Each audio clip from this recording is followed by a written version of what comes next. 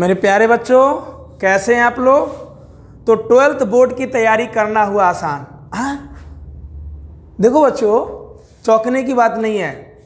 12th CBSE हो या 12th Bihar board हो, लेक्चर के अतिरिक्त हम एक्स्ट्रा लेक्चर बनाएंगे, जिसमें बिहार बोर्ड का अलग से और सीबीएसई का अलग से हम प्रीवियस ईयर क्वेश्चन जो सीबीएसई में पूछे गए हैं, जितना भी सीबीएसई एग्ज़ाम हुआ 12th का आज तक, शुरू से ले लो 2020 तक ले लो, क्योंकि एग्ज़ाम तो 2020 में हो गया, रिजल्ट अभी तक नहीं आया है। और बिहार बोर्ड में क्वेश्चन बैंक ले लो, प्रीवियस ईयर क्वेश्चन ले लो, एक्स्ट्रा क्वेश्चन ले लो, है ना।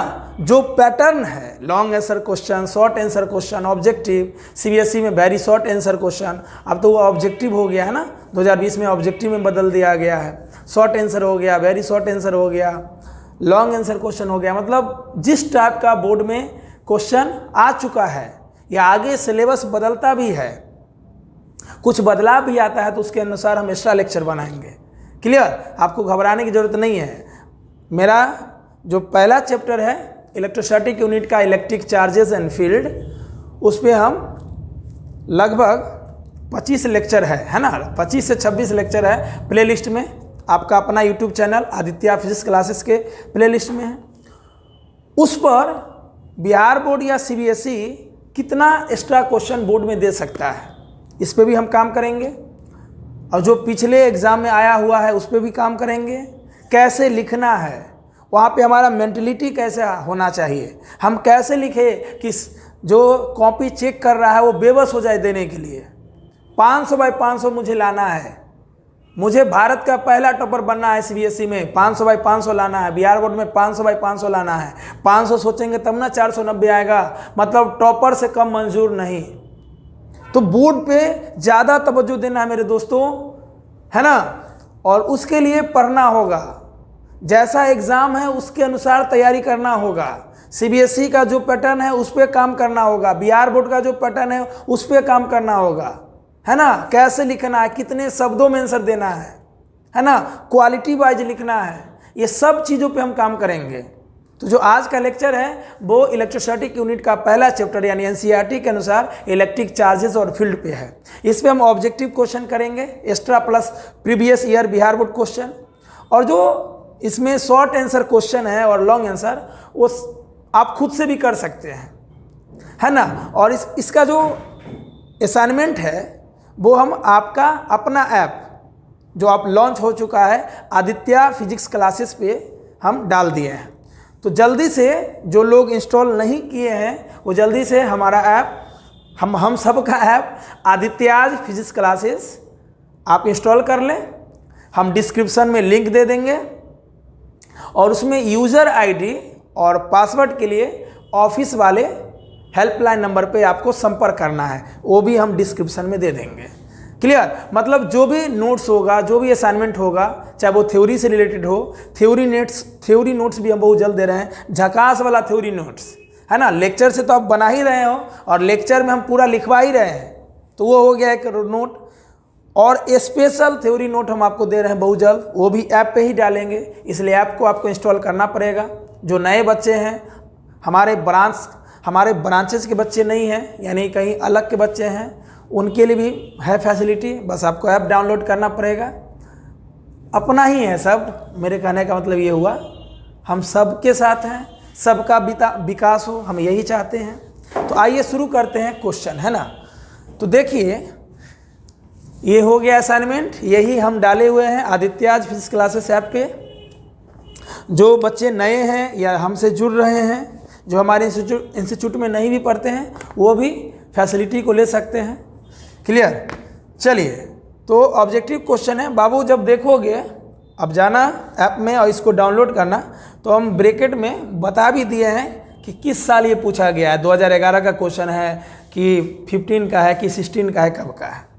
तो इसमें पहला क्वेश्चन है, a point charge Q is rotated around another point charge Q in a circular path. तो मान लो ये Q चार्ज है और इसका ये फील्ड है। इलेक्ट्रिक फील्ड क्या होता है, किसी चार्ज बॉडी के चारों तरफ ऐसा एरिया, ऐसा स्पेस जहाँ तक वो दूसरे चार्ज पे फोर्स लगा सके।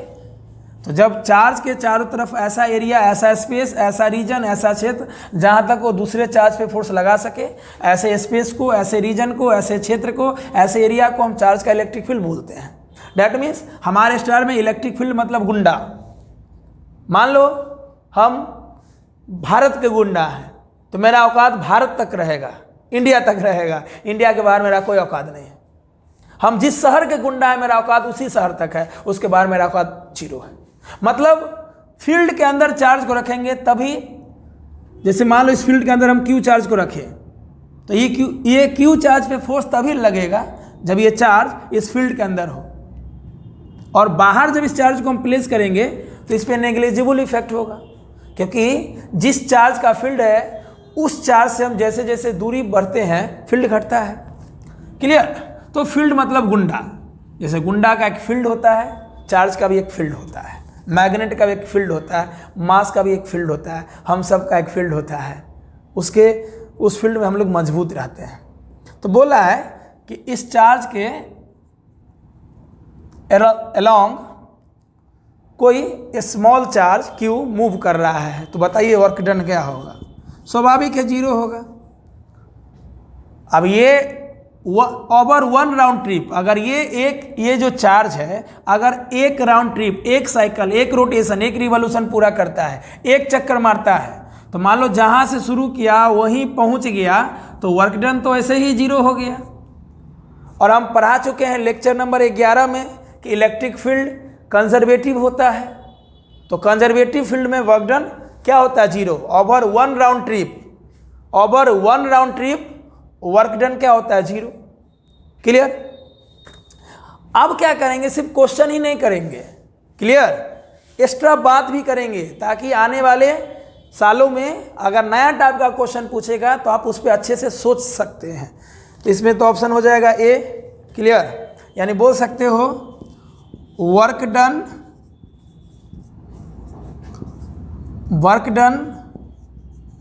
Over 1 round trip is equal to 0। और ये किसका नेचर होता है? ये कंजर्वेटिव फील्ड का नेचर होता है, कंजर्वेटिव फोर्स का नेचर होता है। इलेक्ट्रिक फील्ड कंजर्वेटिव है, इलेक्ट्रिक फील्ड के द्वारा जो इलेक्ट्रोस्टैटिक फोर्स या इलेक्ट्रिक फोर्स लगता है उसको हम लोग वो कंजर्वेटिव फोर्स बोलते हैं।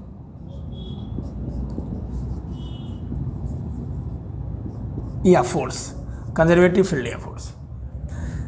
अब इसमें एक एक्स्ट्रा बात क्या होगा? जो कंजर्वेटिव फोर्स होता है जैसे स्प्रिंग फोर्स हो गया, mg हो गया, ग्रेविटेशनल फोर्स हो गया, इलेक्ट्रोस्टैटिक फोर्स हो गया, इसको पाथ से कोई लेना देना नहीं है। जैसे किसी इलेक्ट्रिक फील्ड में अगर चार्ज को हम ए से बी ले गए, इस रास्ते से ले गए चाहे इस रास्ते से ले गए, यानी ए से बी जाने का हम हजारों रास्ता, इनफाइनाइट रास्ता भी अगर हम चूज करेंगे तो वर्क डन चेंज नहीं होगा। मतलब जितना वर्क डन हम चार्ज को ए से बी ले जाएंगे उतना ही वर्क डन अगर हम बी से ए लाएंगे तो भी उतना ही होगा। डैट मीन्स अगर आप इसको पाथ 1 मान लीजिए, इसको पाथ 2 मान लीजिए, हम किसी चार्ज को ए से बी ले गए पाथ 1 से, चार्ज को ए से बी ले गए पाथ 2 से, दोनों के द्वारा वर्क डन सेम ही होगा। Work done related to 1 path बराबर work done related to 2nd path बराबर ही होगा। हम प्रूव कर देते हैं। हजार रास्ता, हम तो बोले तुम ए पे कोई चार्ज रखो और चले जाओ अमेरिका, और जिस रास्ते से मन है 7 समंदर पार तुम बी पे पहुंचो तो भी वर्क डन उतना ही होगा। यही तो कंजर्वेटिव फोर्स या फील्ड का नेचर है। आप ऐसे जाओ, ऐसे जाओ, ऐसे जाओ, ऐसे जाओ, वर्क डन सभी रास्ता से सेम होगा। आइए प्रूव करते हैं। तो देखो हम वर्क डन करते हैं ए से बी, इसको बोलेंगे work done from a to b from path 1। पूरा का नाम क्या होगा? वर्क डन ए से बी। किस पाथ से? पहला पाथ से। तो गए पहला पाथ से और आ गए दूसरा पाथ से, तो वर्क डन बी टू ए किस पाथ से? 2nd पाथ से। तो क्या हो जाएगा? 0। Work done over 1 cycle, over 1 round trip. Round trip मतलब जहाँ से शुरू किए वहीं पहुँच गए। ए से बी गए पहला रास्ता से, बी से ए आए दूसरा रास्ता से, तो जहाँ से शुरू किए वहीं पहुँच गए, तो वर्क डन क्या हो गया? 0। क्लियर? चलो इसको लिख सकते हैं work done A to b किस रास्ते से, पहले रास्ता से, ये प्लस को उधर ले जाएंगे तो माइनस हो जाएगा, तो माइनस डब्लू वर्क डन बी से ए किस रास्ता से, सेकेंड रास्ता से, इसको इक्वेशन 1 मान लीजिए। कुछ नहीं है, प्लस वाला को उधर ले गए तो माइनस हो गया। बाबू अभी अभी lecture 1 lecture 2 electrostatic potential and capacitance का यही चीज़ तो समझा रहे थे, वहाँ भी ये काम आएगा। क्लियर। अब हम क्या करते हैं, अगली बार जाते भी हैं सेकेंड रास्ता से, आते भी हैं सेकेंड रास्ता से। तो चलो work done A to b from path 1, इसको बोलेंगे work done A to b from path 1, work done A to b from path 1, work done B to a from path 2। मतलब गए ए टू बी पहला रास्ता से, आए बी टू ए दूसरा रास्ता से, तो नेट वर्क डन तो जीरो हो जाएगा, क्योंकि एक साइकिल में जहाँ से शुरू किए वहीं पहुँच गया तो वर्क डन जीरो, और प्लस को इधर ले जाएं तो माइनस हो गया। चलो अब क्या करते हैं, जाते भी हैं सेकेंड रास्ता से और आते भी हैं पहला रास्ता से। तो वर्क डन ए से बी किए, यानी चार्ज को हम ए से बी ले गए, किस रास्ते से, दूसरे रास्ता से, फिर आ गए बी से उसी रास्ता से, तो plus work done B to A, आए किससे, दूसरे रास्ता से, वर्क डन किए चार्ज पर, यानी चार्ज को इलेक्ट्रिक फील्ड ले गया, चार्ज को इलेक्ट्रिक फील्ड ले गया, ए से बी ले गया, किस रास्ते से, दूसरे रास्ते से, फिर बी से ए आया, वर्क डन बी टू ए, किस रास्ते से आया, दूसरे रास्ते से। तो भैया तुम ए से चला ए पे पहुंचा, चाहे कुछ भी किया, कोई रास्ता से तुम गया ए से बी, अब तुम घर से मार्केट गया, तो घर से मार्केट तुम हजारों रास्ता से जाओ, अगर घर से मार्केट गया, मार्केट से घर आ गया, वर्क डन जीरो होगा, क्योंकि ओवर 1 साइकिल हो गया ना, जहाँ से शुरू किया आप वहाँ पहुँच गए, तो यहाँ भी वर्क डन जीरो हो जाएगा। क्या करो, प्लस इस टर्म को उधर ले जाएंगे तो माइनस हो जाएगा। तो work done A to B दूसरा रास्ता से बराबर minus work done B to A दूसरा रास्ता से, इसको इक्वेशन 2 मान लो। क्लियर। अब दोनों इक्वेशन का देखो RHS सेम है, दोनों इक्वेशन का RHS सेम है, तो LHS क्या हो जाएगा, सेम हो जाएगा। तो LHS सेम हो जाएगा, तो वर्क डन ए से बी पहला रास्ता से बराबर वर्क डन ए से बी दूसरा रास्ता से, यानी तुम चार्ज को ए से बी ले जाओ, चाहे बी से ए लाओ, ए से बी ले जाओ पहले रास्ता से, चाहे बी से ए ले जाओ दूसरे रास्ता से, वर्क डन सेम ही होगा। चाहे तुम किसी भी रास्ता से ले जाओ, तीसरे रास्ता से ले जाओ, चौथे रास्ता से ले जाओ, कहीं से ले जाओ, वर्क डन पे कोई प्रभाव नहीं पड़ेगा। मतलब कंजर्वेटिव फोर्स के द्वारा जो वर्क डन होता है वो रास्ते से इंडिपेंडेंट होता है, इंडिपेंडेंट फ्रॉम पाथ। क्लियर। चलिए हम ले जाएंगे तो ये एक्सटर्नल एजेंट के द्वारा हो जाएगा। तो सिंपल सोचो ना, पढ़ाए थे पोटेंशियल में कि किसी फील्ड में अगर चार्ज को हम मूव करवाते हैं ए से बी, क्लियर, तो हम जितना वर्क डन करेंगे ना तो मेरे अपोजिट हो जाएगा इलेक्ट्रोस्टैटिक का वर्क डन, कंजर्वेटिव फोर्स का वर्क डन। सिंपल। किसी फील्ड में चार्ज को हम ले जाएंगे, एक्सटर्नल एजेंट ले जाएगा किसी एक पॉइंट से दूसरे पॉइंट पे, तो हम जितना वर्क डन करेंगे उतना ही वर्क डन करेगा इलेक्ट्रोस्टैटिक फोर्स, बस डायरेक्शन अपोजिट होगा। पिछले लेक्चर नंबर 1 और 2 दोनों में डिस्कस किए हैं, पोटेंशियल वाले में देख लीजिए। क्लियर। मतलब हम ये कहना चाहते हैं एक्सटर्नल एजेंट के द्वारा वर्क डन हो चार्ज को ले जाने में, या इलेक्ट्रोस्टैटिक फोर्स के द्वारा वर्क डन हो, इलेक्ट्रोस्टैटिक फोर्स ले गया हो, रास्ते से मतलब नहीं है, नोट कर लो अच्छे से। क्लियर। उसके बाद है और सारा क्वेश्चन है। दूसरा क्वेश्चन है, देखो दूसरा क्वेश्चन में थोड़ा सा मिस प्रिंट है, इफ 2 है तो इट है। असाइनमेंट हम डाल दें ऐप में, तो ध्यान रखना, बहुत छोटा है, माइनर मिस्टेक है। If 2 conducting spheres are connected after charging separately, 2 conductor है उसको अलग से चार्ज किया गया, मान लो कंडक्टर ए है, कंडक्टर बी है, मान लो कंडक्टर ए है, कंडक्टर बी है, ये दूसरा क्वेश्चन है। सेपरेटली चार्ज किया गया और इसको फिर से कनेक्शन दे दिया गया, वायर से जोड़ दिया गया। तो वायर से जोड़ दिया गया तो क्या होगा, सिस्टम का चार्ज थोड़ी ना चेंज होगा, एक का बढ़ेगा दूसरे का घटेगा। मान लो एक ज़्यादा चार्ज है, दूसरा मतलब सेपरेटली चार्ज किया गया, तो एक का ज़्यादा चार्ज होगा, एक का कम होगा। इसका मतलब क्या हुआ, अगर तार से जोड़ेंगे तो चार्ज फ्लो होगा, higher potential to lower potential. पर आए थे पोटेंशियल में ना, ऐसे तो पोटेंशियल से पहले का ये लेक्चर है, ऐसे हम बोल देते हैं। चार्ज इलेक्ट्रिक फील्ड में कैसे फ्लो होता है, higher to lower potential. Charge electric field में कैसे फ्लो होता है, हायर टू लोअर पोटेंशियल। बताए थे ना कि इलेक्ट्रिक फील्ड में अगर मूव करवाओगे चार्ज को, यानी चार्ज को फील्ड के अलॉन्ग मूव करवाओगे तो पोटेंशियल घटेगा, मतलब पोटेंशियल हमेशा हायर टू लोअर पोटेंशियल चलता है। ये ऐसे ध्यान रखो, अगर चार्ज को इलेक्ट्रिक फील्ड के अलॉन्ग ले जाओगे तो पोटेंशियल घटेगा, और चार्ज को इलेक्ट्रिक फील्ड के अपोजिट डायरेक्शन में लाओगे तो पोटेंशियल बढ़ेगा। क्लियर? तो यहाँ पे चार्ज कंजर्व होगा। ऑप्शन नंबर कौन हो जाएगा, बी। तीसरा क्वेश्चन है ना, आप डायग्राम देख सकते हैं, डाउनलोड किए होंगे तो जल्दी से कर लीजिए डाउनलोड। सोच रहे हो, क्वेश्चन है an electric field varies along x axis. Electric field x के अलोंग वैरी कर रहा है, किसके अलोंग, एक्स के अलोंग वैरी कर रहा है, एक्स एक्सिस के अलोंग, मतलब नॉन यूनिफॉर्म वेरिएबल है, और वाई और जेड के अलोंग वैरी नहीं कर रहा है। It is directed along y axis, यानी इलेक्ट्रिक फील्ड वाई के अलोंग है, वैरी एक्स के अलोंग कर रहा है, बदल रहा है एक्स के अलोंग।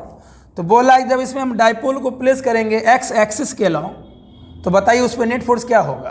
तो बताओ, पढ़ाए थे ना कि जब यूनिफॉर्म इलेक्ट्रिक फील्ड में हम डाइपोल को प्लेस करते हैं, डाइपोल मतलब system of opposite charges. Electric dipole क्या होता है, when two equal and opposite charges separated by very small distance, then this system is defined as electric dipole. यानी जब इक्वल और अपोजिट चार्ज को, जैसे एक माइनस हो तो दूसरा प्लस हो, दोनों का मैग्नीट्यूड सेम हो और नेचर अपोजिट हो, तो ये डाइपोल कहलाएगा। फील्ड के अंदर रखते हैं तो फोर्स क्या होता है, नेट फोर्स 0 होता है, और टॉर्क क्या पढ़ाए थे, पीई साइन थीटा। क्लियर? तो फोर्स 0 कब होता है, जब फील्ड यूनिफॉर्म होता है। यहाँ तो फील्ड यूनिफॉर्म है नहीं, तो फोर्स 0 होगा नहीं। क्लियर? यानी ये दोनों कंडीशन तब होता है जब फील्ड यूनिफॉर्म होता है, यानी फील्ड किधर वेरी कर रहा है, एक्स के लॉन्ग, तो फोर्स भी किधर वेरी करेगा, एक्स के लॉन्ग, यानी फोर्स एक्स के लॉन्ग होगा यहाँ पे। तो ऑप्शन हो जाएगा पहला, एक्स एक्सिस। क्लियर? अब सोचो ना, चौथा क्वेश्चन है, there are two identical spheres a and b, a is given plus q charge, b is given minus q charge. दो स्फीयर है ए और बी, एक पे प्लस चार्ज दिया गया, दूसरे पे माइनस चार्ज, तो किसका mass of a increases, mass of b increases, no effect on mass, done, none. Simple सोचो क्या होता है ना, क्या होता है, आपको मालूम होगा कि पॉजिटिवली चार्ज बॉडी कब बनता है, जैसे कोई न्यूट्रल बॉडी है, न्यूट्रल बॉडी मतलब number of proton neutron, number of proton electron के बराबर। जैसे कोई भी एटम है, an atom is electrically neutral, atom के न्यूक्लियस में जितना पॉजिटिव चार्ज होता है उतना ही नेगेटिव चार्ज उसके आउटसाइड होता है, तो ये न्यूट्रल बॉडी है। तो न्यूट्रल बॉडी से अगर कोई इलेक्ट्रॉन लॉस होगा, क्लियर, तो ये पॉजिटिवली चार्ज बॉडी बनेगा। आप पॉजिटिवली चार्ज बॉडी में number of proton is greater than number of electron, पढ़ाए थे लेक्चर 1 में। और मान लो ये कोई न्यूट्रल बॉडी है, न्यूट्रल बॉडी में हम इलेक्ट्रॉन दे रहे हैं आउटर सोर्स से, तो ये निगेटिवली चार्ज बॉडी हो जाएगा। निगेटिवली चार्ज बॉडी में इलेक्ट्रॉन बड़ा है प्रोटॉन से, यानी number of electrons is greater than number of protons. Clear? अगर कोई बॉडी अपना इलेक्ट्रॉन लॉस करता है तो it becomes positively charge body, कोई बॉडी इलेक्ट्रॉन गेन करता है it becomes negatively charge body. Positively charge body में प्रोटॉन की संख्या इलेक्ट्रॉन से ज़्यादा हो जाएगा, क्योंकि यहाँ पे इलेक्ट्रॉन लॉस हो रहा है ना। जैसे मान लो कार्बन एटम है, तो कार्बन एटम में 6 प्रोटॉन होगा, 6 न्यूट्रॉन होगा, 6 प्रोटॉन और 6 इलेक्ट्रॉन होगा। तो इलेक्ट्रॉन अगर लॉस किया, मान लो 1 इलेक्ट्रॉन लॉस किया, तो 6 इलेक्ट्रॉन के बदले 5 इलेक्ट्रॉन हो गया, तो इलेक्ट्रॉन के रिस्पेक्ट में प्रोटॉन ज़्यादा हो गया। तो जब कोई बॉडी इलेक्ट्रॉन लॉस करता है तो बिकम्स पॉजिटिवली चार्ज बॉडी, इसलिए बोलते हैं पॉजिटिवली चार्ज बॉडी में प्रोटॉन की संख्या इलेक्ट्रॉन से ज़्यादा है। क्लियर? अब सोचो मास किसका बढ़ेगा, किसका घटेगा। तो बताए थे ना, मान लो ये कोई न्यूट्रल बॉडी है, ये मान लो पॉजिटिवली चार्ज बॉडी है, और ये न्यूट्रल है, कोई चार्ज नहीं है, और एक पे निगेटिवली चार्ज बॉडी है। लेक्चर में भी क्वेश्चन करवाए थे किसका मास ज़्यादा होगा, तो पॉजिटिवली चार्ज बॉडी तब बनता है जब वो इलेक्ट्रॉन लॉस करता है। मान लो इसका मास m1 है, इसका मास m2 है, इसका मास m3 है, तो पॉजिटिवली चार्ज बॉडी तब बनता है जब इलेक्ट्रॉन लॉस करता है। ठीक है, इलेक्ट्रॉन का मास नेग्लिजिबल ही है, मालूम है ना, इलेक्ट्रॉन का mass 9.1 into 10 to the power minus 31 kg। Negligible है, लेकिन है तो जब इलेक्ट्रॉन लॉस हुआ तो पॉजिटिवली चार्ज बॉडी बना, तो जब इलेक्ट्रॉन लॉस हुआ तब पॉजिटिवली बना। तो एक इलेक्ट्रॉन निकला तो एक इलेक्ट्रॉन का मास, 2 इलेक्ट्रॉन निकला तो 2 इलेक्ट्रॉन का मास, तो इसका मास क्या हो गया, घट गया। यानी जब कोई बॉडी पॉजिटिवली चार्ज बॉडी बनेगा तो मास डिक्रीज होगा। न्यूट्रल बॉडी में ना बढ़ेगा ना घटेगा, क्योंकि ना इंक्रीज हो रहा है ना डिक्रीज हो रहा है इलेक्ट्रॉन का। किसी बॉडी पे चार्ज की उत्पत्ति का सिद्धांत क्या है, ओरिजिन ऑफ चार्ज क्या है, इलेक्ट्रॉन का लॉस होना, डिफिशियंसी और एक्सेस ऑफ इलेक्ट्रॉन। इलेक्ट्रॉन का बढ़ना और घटना ही चार्ज की उत्पत्ति का सिद्धांत है। तो यहाँ से इलेक्ट्रॉन घट रहा है तब ना पॉजिटिवली चार्ज बॉडी बना, तो मास घटेगा। यहाँ इलेक्ट्रॉन बढ़ रहा है तो मास बढ़ेगा। तो निगेटिवली चार्ज बॉडी का मास बढ़ेगा, पॉजिटिवली का घटेगा, न्यूट्रल का नो चेंज। हम बोलेंगे इसमें किसका मास ज़्यादा होगा, तो निगेटिवली का सबसे ज़्यादा होगा, उसके बाद न्यूट्रल का होगा, सबसे कम पॉजिटिवली का होगा। तो जब कोई बॉडी पे निगेटिव चार्ज दोगे तो मास बढ़ेगा। उस हिसाब से ऑप्शन चूज कर लो। स्पेसिफिक चार्ज क्या होता है, चार्ज बट्टा मास के रेशियो को स्पेसिफिक चार्ज कहते हैं। चार्ज बट्टा मास के रेशियो को क्या बोलते हैं, स्पेसिफिक चार्ज। तो जैसे 5 नंबर क्वेश्चन है, the specific charge of electron. तो इलेक्ट्रॉन का मास बाई इलेक्ट्रॉन का चार्ज बाई इलेक्ट्रॉन का मास। जब भी स्पेसिफिक चार्ज पूछे, किसका पूछा, प्रोटॉन का, तो प्रोटॉन का मास, प्रोटॉन का चार्ज, प्रोटॉन का मास। मतलब चार्ज बट्टा मास के रेशियो को हम लोग बोलते हैं स्पेसिफिक चार्ज। बाबू ये क्वेश्चन नंबर 5 है, ठीक है। चार्ज बट्टा मास के रेशियो को स्पेसिफिक चार्ज बोलते हैं। यहाँ पे इलेक्ट्रॉन का पूछ रहा था, इलेक्ट्रॉन का charge 1.6 into 10 to the power minus 19, electron का mass 9.1 into 10 to the power minus 31। इसको सॉल्व करोगे तो पहला ऑप्शन इसमें आ जाएगा, है ना। देखो ना, डेसिमल से डेसिमल उड़ा दो तो 16/91, तो ये आ जाएगा 0.175 into 10 to the power 16/91 divide करोगे तो इतना आएगा। और ये -31 ऊपर जाके प्लस होगा तो 10 टू द पावर 12, 0.18 राउंड करेंगे, यानी 5 7 को क्या बना देगा 8। अगर बगल में कोई नंबर 5 के बराबर या 5 से ज़्यादा हो तो अपने से पहले वाला को 1 बढ़ा देता है। तो 0.18 इंटू 10 टू द पावर 12। देख लो कैलकुलेशन पे भी हम ध्यान दे रहे हैं। डेसिमल को अगर यहाँ ले आओगे तो ये हो जाएगा 1.8 into 10 to the power 11।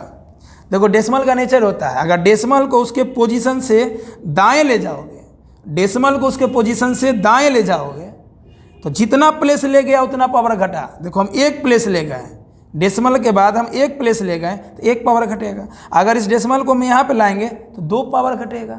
Decimal को उसके नेचुरल पोजीशन से दाएं ले जाओगे, जितना डिजिट बाद रखोगे उतना पावर घटा देना। हम 1 के बाद रखे हैं, मतलब डेसिमल के बाद 1 डिजिट तो 1 पावर घटा दो। हम अगर 8 के बाद रखते तो 2 डिजिट के बाद तो 2 पावर घटा दो। यूनिट क्या होगा, चार्ज का कूलम और मास का केजी। यूनिट हो जाएगा कूलम पर केजी, ठीक है, कूलम पर केजी। तो ऐसे टाइप के बहुत क्वेश्चन हैं और मुझे नहीं लगता है कि कोई बताना पड़ेगा, ऐसे हम छांटते हैं, ठीक है। अब परमिटिविटी ऑफ फ्री स्पेस पूछ रहा है, तो बताओ, याद है ना परमिटिविटी ऑफ फ्री स्पेस, यानी एप्सिलॉन नॉट का वैल्यू क्या होता है। ये क्वेश्चन नंबर 9 ले रहे हैं, इससे पहले सब बन जाएगा। एप्सिलॉन नॉट का वैल्यू क्या होता है, 8.85 into 10 to the power minus 12। अब यहाँ पे इसका आंसर तो सी होगा, इसका आंसर सी होगा, लेकिन यूनिट दिया हुआ है फैराड पर मीटर। एप्सिलॉन नॉट का यूनिट दे दिया है फैराड पर मीटर, लेकिन यूनिट क्या होता है, तो 2 चार्ज बॉडी के बीच का फोर्स क्या होता है, 1/4 pi epsilon not Q1 Q2 by R square.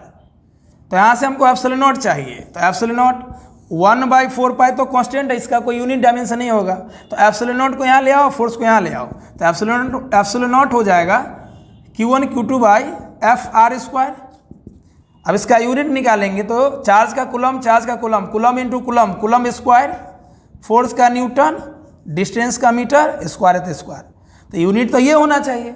ऐसे तो तुम ऑप्शन पकड़ लोगे गलत सही कि भैया एप्सिलॉन नॉट का वैल्यू इतना होता है, लेकिन यूनिट से कहीं गड़बड़ा जाओगे तो छोटी छोटी बातों पे ध्यान रखेंगे। बाबू ये अलग बात है कि बोर्ड में निगेटिव नहीं है तो तुक्का मार दोगे, समझ रहे हो। एक नंबर का दर्द उससे पूछो जिसको 299 नंबर आता है, जीवन भर घुटता रहता है कि 1 नंबर आता है तो फर्स्ट डिवीजन 60%। 1 रन से कोई मैच हार जाता है, अगर 1 रन से कोई वर्ल्ड कप हार जाता है तो उसका दर्द पूछो। ये कोई भी चीज़ का वैल्यू होता है। 1 सेकंड से अगर किसी का मैराथन छूट गया उसका दर्द पूछो उससे। तो क्या करेंगे, एक नंबर पे ध्यान रखेंगे। एक नंबर से ही बाबू 100 होता है, 90 होता है। इसको बदलेंगे फैराड पर मीटर में। तो देखो क्या करेंगे, फैराड है किसका यूनिट, फैराड का यूनिट क्या है, देखो ध्यान से। देखो आगे पढ़ाएंगे कैपेसिटेंस। कैपेसिटेंस होता है charge by electric potential.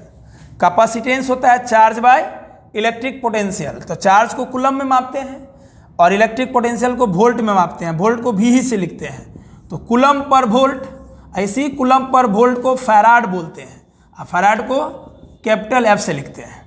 Capacitance का फॉर्मूला होता है चार्ज बाय पोटेंशियल, पढ़ाएंगे आने वाले लेक्चर में, है ना। इलेक्ट्रोस्टैटिक का chapter number 2 electrostatic potential capacitance में आएगा ये। तो चार्ज का कूलम, पोटेंशियल को वोल्ट, कूलम पर वोल्ट को फैराड बोलते हैं, F से लिखते हैं। अब सोचो फैराड में बदलना है तो coulomb square newton metre square, इसको लिख सकते हैं न्यूटन मीटर इंटू मीटर। कहोगे क्यों सर, तो सिंपल सोचो, ये हो गया। पोटेंशियल होता है work done by charge, potential होता है वर्क डन बाई चार्ज। तो वर्क डन को मापते हैं जूल में, वर्क डन को मापते हैं जूल में, चार्ज को कूलम में, ठीक है। वर्क डन होता है फोर्स और डिस्प्लेसमेंट। वर्क डन का फॉर्मूला होता है फोर्स और डिस्प्लेसमेंट, फोर्स को न्यूटन में, डिस्प्लेसमेंट को मीटर में, और न्यूटन मीटर को जूल बोलते हैं। तो newton metre square, newton metre metre, तो कूलम स्क्वायर, न्यूटन मीटर को हम जूल लिख सकते हैं, न्यूटन मीटर को जूल लिख सकते हैं। अब ध्यान से देखो, यहाँ देखो, पोटेंशियल होता है वर्क बाय चार्ज, तो वर्क को जूल में मापते हैं, चार्ज को कूलम में। तो यहाँ से जूल क्या हो जाएगा, सोचो पोटेंशियल है वर्क बाय चार्ज, तो वर्क को जूल में, चार्ज को कूलम में, आप पोटेंशियल को वोल्ट में मापते हैं, वोल्ट को भी से लिखते हैं। तो जूल क्या हो जाएगा, VC, J बराबर VC, यानी जूल बराबर वोल्ट कूलम। अब J की जगह तुम VC रखोगे, VCM, तो C से C कट जाएगा, सॉरी C से C ना काटेंगे, एक C से एक C कट जाएगा, तो बचा C बाई VM। और कूलम पर वोल्ट क्या होता है, अभी बताए थे coulomb per volt, coulomb per volt को हम लोग फैराड बोलते हैं। कूलम पर वोल्ट हो जाएगा फैराड बाय मीटर, फैराड पर मीटर। अब समझ जाओ, है कुछ नहीं लेकिन जानकारी मिल गया ना। देखो पूरा यूनिट भी सिखा दिए। तो ऐसे ऐसे बहुत क्वेश्चन है, जैसे 10 number electric lines of force का है क्वेश्चन, तो ध्यान से देखो, अब बना लोगे, सब बन जाएगा। मुझे नहीं लगता है कि कोई क्वेश्चन इसमें पूछने वाला है। तो बस हम एक ये आज का लेक्चर इसलिए हम रखे हैं कि आपको आइडिया हो जाए कि अगर अच्छे से हम पढ़े तो बोर्ड की तैयारी में कोई परेशानी नहीं होगा। और मैं हर क्षण आपके साथ हूँ, बस हमको कमेंट करके बताइए कि कैसा लगा आज का ये मेरा प्रयास। और ऐसे ऐसे बहुत सारे लेक्चर हम देंगे। तो आप क्या कीजिए, सबका सलूशन कीजिए इसमें, और आप मुझे भेज सकते हैं, व्हाट्सएप पे भेज सकते हैं सलूशन, और ऐप में भी है। तो ऐप में आप अपना आंसर कैसे डालेंगे, मैसेज के थ्रू बताएंगे। आप ऐप में अपना आंसर भी डाल सकते हैं। तो बाबू इसमें सब्जेक्टिव भी क्वेश्चन है और ऑब्जेक्टिव, ये सब्जेक्टिव में शॉर्ट आंसर टाइप क्वेश्चन है 2 नंबर वाला, और लॉन्ग आंसर टाइप क्वेश्चन है 5 नंबर वाला। इसमें ऐसा कोई क्वेश्चन नहीं है जो आप नहीं बना सकते हो। तो इसको जल्दी कंप्लीट करो, मुझे कमेंट करके बताओ, है ना। कहाँ सर, अब हम तैयार हैं, हमको बोर्ड में लाना है 500 बाई 500, यानी बिहार बोर्ड में भी रिकॉर्ड करना है। पूरे बिहार का पहला इंसान कहलाना है, कोई नहीं लाया होगा 500 बाई 500। तुम बन जाओ, इतिहास बना दो। इतिहास पढ़ो नहीं, इतिहास सुनो नहीं, इतिहास बनाओ। CBSE में भी साइंस में 500 बाई 500 कोई नहीं लाया है। अगर हम एक अच्छा प्रयास करें अपन लोग तो बढ़िया कर सकते हैं। अरे भाई, जितना लक्ष्य ऊपर रहेगा, जितना लक्ष्य ऊपर रहेगा उतना ही ना तीर लंबा जाएगा। 500 सोचेंगे तब ना 490 493 आएगा। क्लियर। तो देखो इलेक्ट्रोस्टैटिक जो पहला यूनिट है हमारे 12th सिलेबस का, उसमें पहला चैप्टर NCERT के अनुसार इलेक्ट्रिक चार्जेस ऑफ फील्ड।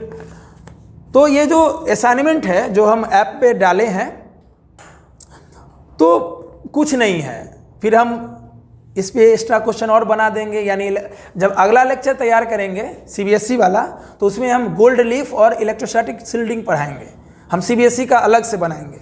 ठीक है, तो हम मिलते हैं अगले लेक्चर में नए एनर्जी और नए उत्साह से। हमारा प्रयास कैसा लगा जरूर बताएं कमेंट करके। धन्यवाद।